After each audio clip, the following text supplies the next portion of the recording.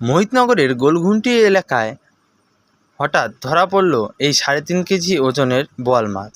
জানা গেছে ইনি পেশায় একজন ড্রাইভার, এনার নাম মিঠুন। তো ইনি মাছ ধরতে গিয়েছিলেন আমাদের এখানেই করলা নদীতে। তো সেখান থেকে এই বোয়াল মাছটি উদ্ধার হয়েছে।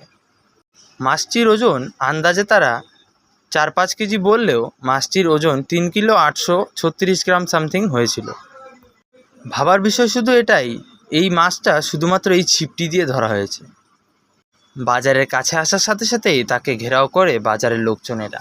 তারপর ধীরে ধীরে সবাই তাকে বাজারে নিয়ে যায় এবং এই মাছটি কেটে দেওয়ার জন্য বলে।